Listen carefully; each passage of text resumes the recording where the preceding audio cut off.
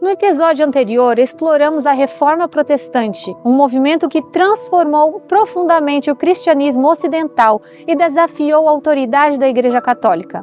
Enquanto Lutero, Zwinglio e Calvino propunham mudanças significativas nas doutrinas e nas práticas religiosas, um grupo ainda mais radical estava prestes a surgir.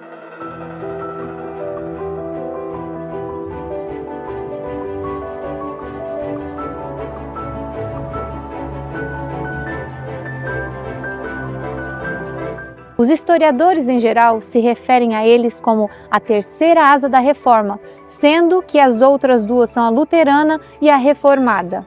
Foi nesse cenário de efervescência religiosa que emergiram os anabatistas, um grupo fervoroso e destemido que não se conformou com o rumo que a Igreja Protestante estava tomando.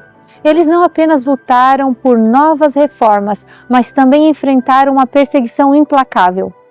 Paradoxalmente, não foram apenas os católicos que os perseguiram ferozmente, mas também os protestantes, que se mostraram ainda mais implacáveis que os próprios católicos. Um grupo de jovens promissores, incluindo Conrad Grebel, Felix Manz e George Blaurock, foi profundamente influenciado pelas ideias de Erasmo de Roterdã. Este humanista, teólogo e escritor enfatizava a importância da reforma da Igreja e da leitura pessoal das Escrituras. Inicialmente, estes jovens se uniram a Zwinglio, um especialista em grego, com o objetivo de estudar os clássicos nesta língua. Com o tempo, Zwinglio introduziu o grupo ao estudo do Novo Testamento, despertando neles um fervor religioso que logo superou o do próprio reformador. Embora Zwinglio tenha apresentado a eles verdades bíblicas fundamentais, o entusiasmo inicial do grupo deu lugar à decepção. Eles observaram que Zwinglio gradualmente se afastava dos princípios da sola Scriptura, um dos pilares da Reforma Protestante. O ponto de ruptura veio quando Zwinglio cedeu às exigências do Conselho da cidade de Zurique em questões religiosas. Para esses jovens idealistas, essa concessão representou uma traição aos princípios bíblicos que haviam aprendido a valorizar. Esta divergência marcou o início de um novo movimento que mais tarde seria conhecido como anabatismo. Em uma carta, Grebel escreveu: "A autoridade da palavra de Deus foi sacrificada no altar da conveniência humana." Em outra ocasião, ele confessou: "Éramos ouvintes dos sermões de Zwinglio e leitores de seus escritos, mas um dia pegamos a própria Bíblia em nossas mãos e fomos instruídos de uma maneira muito melhor." Após 3 anos de convivência com Zwinglio, os anabatistas, assim chamados por defenderem o batismo de adultos, romperam com o reformador, que os considerava radicais. Zwinglio acreditava que as mudanças deveriam acontecer de forma gradual. Em janeiro de 1525, aqui em Zurique, George Blaurock foi batizado por Conrad Grebel, marcando o início do movimento anabatista e a ruptura com a prática do batismo infantil. Este ato de fé consciente desafiava as normas da Igreja e do Estado, gerando perseguições contra os anabatistas. Este evento consolidou a identidade do movimento e marcou a fundação da primeira igreja dos Irmãos Suíços. A partir de então, se intensificaram os conflitos com as autoridades de Zurique, levando à repressão de todos que iam contra as ideias da reforma. Estes 3 jovens de famílias distintas e abastadas de Zurique enfrentaram perseguições e ameaças, mas cada vez estavam mais firmes em suas convicções. Em 1526, Conrad Grebel, considerado até então o principal líder do movimento, foi acometido pela peste bubônica e faleceu aos 27 anos. Após sua morte, Felix Manz assumiu a liderança do movimento. Ele se destacou como um talentoso estudioso do hebraico. Ao confrontar as posições do conselho, Manz foi acusado de ser um revolucionário e comparado com um animal. Quando tentou explicar sua visão sobre o batismo, nem sequer lhe foi permitido ler o versículo bíblico que apoiava sua crença. Durante o debate, Zwinglio, seu antigo mentor, o sobrecarregou com tantas palavras que Manz não conseguiu mais se expressar oralmente, optando por registrar suas ideias por escrito. Para Zwinglio, Manz representava uma ameaça perigosa, e o progresso da reforma suíça parecia depender de seu silenciamento. A sentença foi decretada: morte por afogamento. Um ano após a morte de Conrad Grebel, Felix Manz, com 29 anos, foi trazido para o rio Limmat, aqui em Zurique, para se tornar o primeiro mártir anabatista morto pelos protestantes.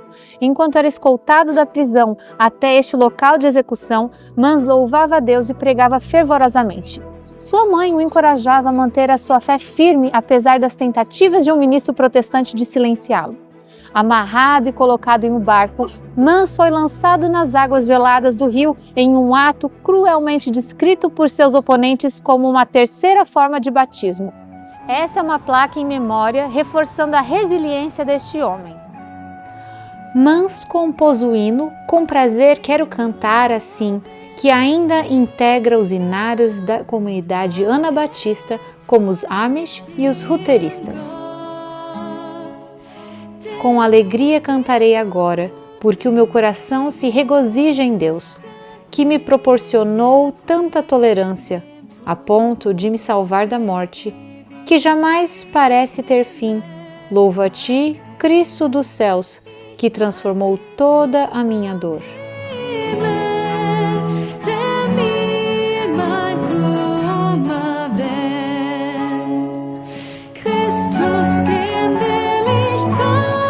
Mesmo deixado sozinho na liderança do movimento, George Balrock superou Grebel e Manz tanto na abrangência quanto na eficácia de seu ministério. Originalmente um sacerdote católico, Balrock foi a primeira pessoa a ser batizada por Grebel e em seguida ele mesmo batizou os demais. No dia da morte de Manz, Balrock foi despido e severamente açoitado, desde o local do afogamento até as portas da cidade. Lá, ele sacudiu o pó de seus pés e partiu para ensinar em outras localidades. Uma igreja anabatista no Tirol, que havia perdido recentemente seu pastor queimado na estaca, pediu a Balrock que não os deixasse desamparados. Aqui abre uma reflexão. Quantos pastores hoje aceitariam pastorear uma igreja sabendo que certamente a morte seria seu único salário? No livro Educação de Ellen White, ela diz o seguinte: a maior necessidade do mundo é a de homens. Homens que se não comprem nem se vendam. Homens que no íntimo da alma sejam verdadeiros e honestos.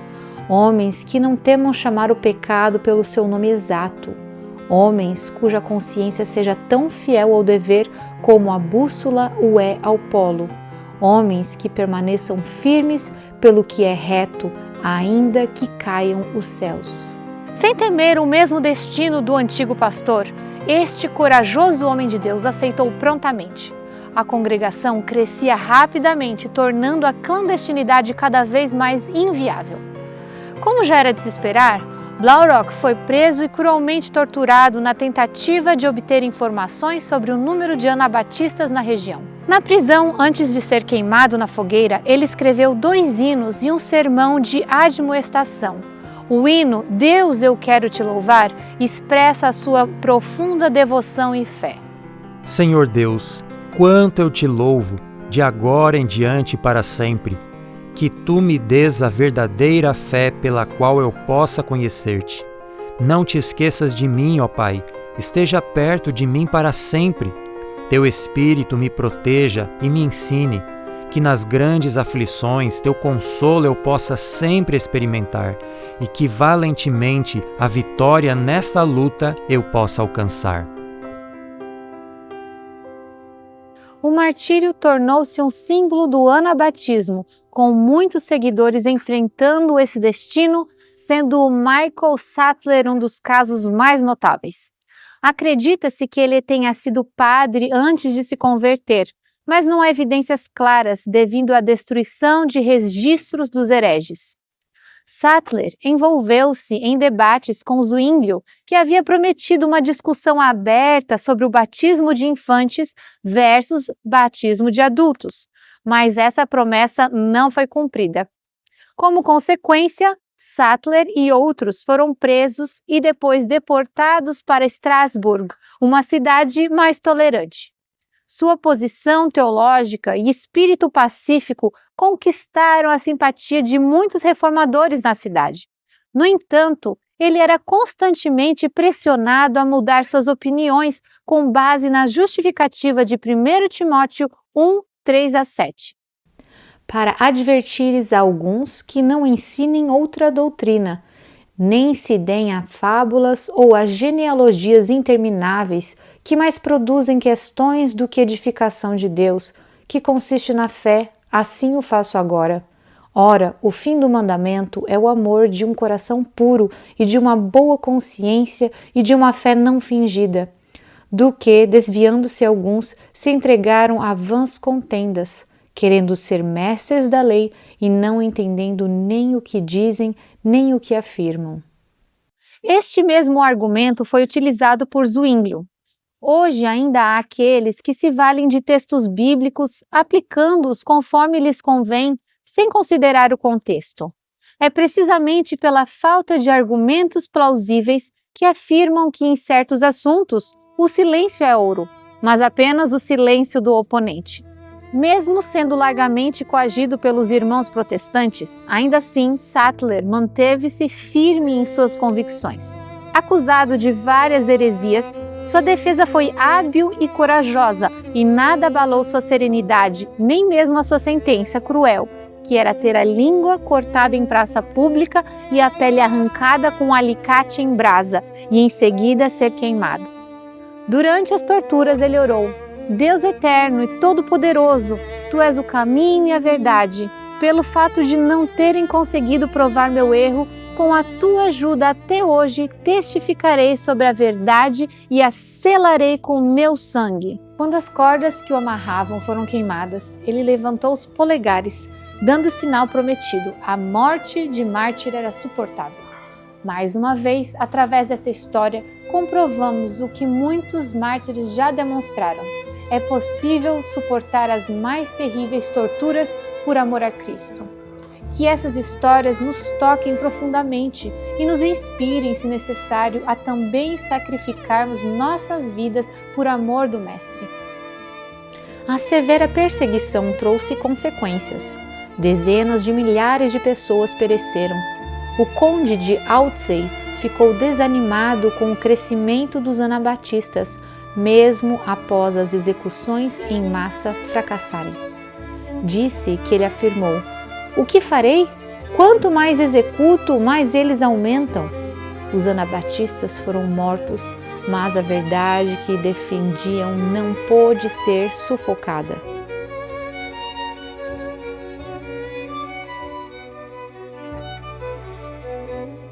Os anabatistas criticavam a doutrina luterana da justificação pela fé, alegando que ela havia se transformado em um lema vazio. Para eles, a fé era o caminho de uma nova vida em Cristo, simbolizando o novo nascimento pelo Espírito Santo.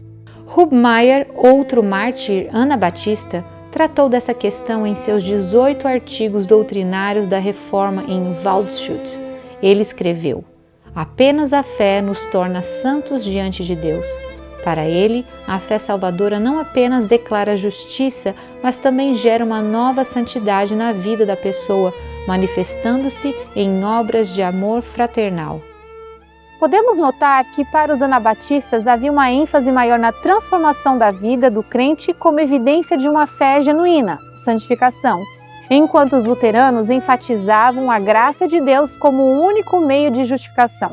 Embora os grupos concordassem que a fé era essencial, os anabatistas acreditavam que a fé verdadeira deveria ser acompanhada por obras de justiça e uma vida de discipulado ativo. No século XVI, era comum entre os anabatistas a crença de que a segunda vinda do Senhor era iminente. Eles acreditavam na ressurreição e no juízo final. Alguns se dedicaram a interpretar os eventos dos últimos dias a partir do Antigo Testamento, especialmente o livro de Daniel, acreditando ter desvendado os mistérios do Apocalipse. Para estes anabatistas, o juízo que silenciaria os opressores estava próximo e suas esperanças estavam depositadas neste reino de paz e na Nova Jerusalém, que acreditavam que desceria em breve. Os anabatistas se posicionaram firmemente contra a união entre Igreja e Estado, defendendo a separação completa entre ambas as instituições. Eles acreditavam que a fé devia ser uma escolha pessoal e voluntária, não imposta pelo governo ou pela coerção social. Naquela época, era comum que todos os homens carregassem espadas para se defenderem. No entanto, os anabatistas que praticavam a não resistência usavam apenas um bordão. Isso tornava fácil para os Taufejagger, caçadores de anabatistas, identificá-los. É possível que alguns dos irmãos tenham considerado: embora não tenhamos a intenção de tirar vidas, talvez portar uma espada discreta nos ajude a evitar o reconhecimento. Contudo, decidiram abster-se dessa prática, pois consideravam mais importante preservar a fé verdadeira do que proteger a própria vida. Na região hoje conhecida como Sudeste da República Tcheca, floresceu um grupo singular, os anabatistas sabatistas de Austerlitz. Em um cenário dominado por luteranos e calvinistas, eles ocupavam o terceiro lugar em número, contudo, divergiam dos seus contemporâneos protestantes pela sua devoção ao sábado e seu entendimento acerca da divindade.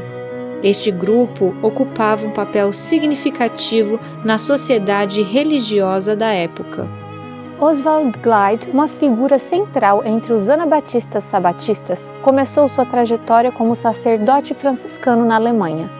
Com o advento da Reforma Protestante, ele se juntou aos luteranos na Áustria, mas a oposição religiosa o forçou a buscar refúgio na Morávia. Em 1526, a chegada de Balthasar Hubmaier transformou a cidade, levando Gleid e sua congregação a adotarem rapidamente o anabatismo. Em 1527, Gleid começou a promover a observância do sábado, uma mensagem que encontrou eco profundo entre os anabatistas. Andreas Fischer, um de seus convertidos, tornou-se um fervoroso defensor dessa prática, espalhando a mensagem. Para Gleid e Fischer, o sábado era um memorial sagrado da criação, alterado apenas por figuras históricas como o Papa Vítor I e Constantino. Infelizmente, essa devoção os colocou em conflito com autoridades religiosas, resultando em perseguições implacáveis. Em 1546, Oswald Gleid foi capturado e afogado nas águas do rio Danúbio, em Viena. Esse foi o mesmo infeliz e injusto destino de milhares de irmãos anabatistas. Os anabatistas não formavam um grupo homogêneo, ao contrário, dividiam-se em várias vertentes com interpretações e práticas distintas. Os anabatistas bíblicos, seguidores de Konrad Grebel, preferiam se chamar apenas de irmãos e defendiam a separação entre igreja e Estado, além de considerarem a Bíblia como a única autoridade em questões de fé e prática. Eles promoviam o batismo consciente de adultos e acreditavam que a adesão à igreja deveria ser voluntária. Por outro lado, os revolucionários de Zwickau tinham uma visão apocalíptica. Eles eram frequentemente violentos e substituíam dogmas cristãos por revelações diretas de seus profetas. Os racionalistas, ou socinianos, por sua vez, rejeitavam o batismo infantil e a imortalidade da alma, promovendo a razão como guia na interpretação bíblica. Por serem seguidores de Fausto Socino, um teólogo italiano, instigado pelo mártir Miguel Servet, eles rejeitavam os dogmas como trindade, considerando-os não bíblicos e frutos de uma política imperial dos concílios. Apesar de grandemente perseguidos pelos jesuítas, seus ensinamentos se espalharam, influenciando pensadores como Isaac Newton e Joseph Priestley. No entanto, com o tempo, o movimento unitário, derivado do socianismo, começou a priorizar o raciocínio humano sobre a autoridade bíblica. Apesar das diferenças internas, os anabatistas compartilhavam um compromisso comum com a liberdade religiosa e o batismo consciente dos crentes. Eles rejeitavam a ideia de uma igreja estatal e promoviam uma comunidade de fé voluntária e igualitária. Ao contrário dos reformadores, os anabatistas procuraram romper com o sistema de interdependência entre igreja e Estado. No entanto, muitos que não eram anabatistas não aceitaram essa visão e equivocadamente invadiram igrejas, castelos em nome dos anabatistas. Esses mal-entendidos levaram a uma percepção negativa do grupo por parte de alguns. É importante destacar que o verdadeiro anabatismo não promovia a insurreição política. Da mesma forma, o inimigo ainda tenta manchar a reputação do remanescente, criando vários grupos com ideias parecidas, tornando mais difícil identificar o verdadeiro. Alguns destes grupos são genuinamente convertidos, enquanto outros só buscam promover desunião. Infelizmente, todos acabam sendo indistintivamente rotulados, o que faz com que muitos hesitem em se aproximar, temendo serem identificados como integrantes de um grupo dissidente.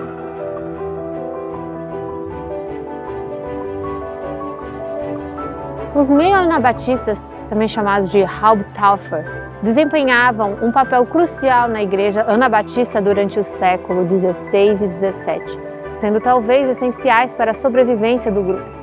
Essas eram pessoas que simpatizavam com os anabatistas, desaprovavam o tratamento que recebiam e compartilhavam de suas crenças, mas não tinham coragem de se juntar formalmente com eles. Demonstravam seu apoio ao abrir suas propriedades para reuniões, construir abrigos em seus bosques, fornecer roupas e alimentos e avisar sobre a aproximação de oficiais. Em algumas regiões, o número de meio-anabatistas superava o de membros fiéis da igreja estatal. As pessoas, muitas vezes, hesitavam em se juntar aos meio-anabatistas, porque isso poderia levá-los ao martírio. Entrar para o grupo significava provavelmente perder a casa, os bens e ter que se esconder em florestas e cavernas, estar sempre em fuga e ver a sua família sofrer e enfrentar um futuro incerto. Elas não estavam dispostas a sofrer e a seguir o que Jesus disse em Mateus 16, 24. Se alguém quiser vir após mim, renuncie-se a si mesmo, tome sobre si a sua cruz e siga-me.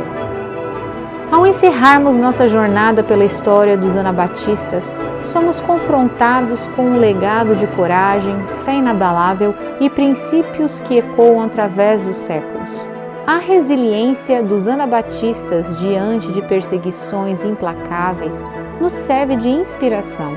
Sua defesa incansável da liberdade religiosa e da interpretação pessoal das Escrituras pavimentou o caminho para muitas das liberdades que valorizamos hoje. Dos anabatistas surgiram grupos como os menonitas, os amish, os unitaristas e os ruteristas, os quais cada um seguia uma linha distinta. Refletindo sobre suas crenças, percebemos que os anabatistas compartilham muito dos princípios que nós deveríamos adotar hoje, como a santificação, a Bíblia como única regra de fé, a simplicidade de vida e a promoção da paz. Esses valores nos incentivam a reconsiderar se estamos verdadeiramente alinhados com esses ideais. Contudo, a história dos anabatistas nos apresenta uma lição crucial e inquietante. No passado, foi a própria igreja protestante que os perseguiu, e devemos hoje estar vigilantes, pois sabemos que esse padrão se repetirá no futuro. As instituições religiosas, criadas para promover a fé e a compreensão, se tornarão, ironicamente, as maiores fontes de intolerância e opressão. Ao refletirmos sobre o exemplo dos anabatistas, somos desafiados a reconsiderar nossas próprias crenças e práticas. Será que estamos vivendo à altura dos ideais de paz, simplicidade e fé autêntica que eles tão corajosamente defenderam? E mais importante, estamos preparados para defender esses ideais, mesmo quando a ameaça vier de dentro da nossa própria igreja? Que possamos honrar sua memória não apenas lembrando seu passado, mas vivendo seus ideais no presente e permanecendo vigilantes no futuro.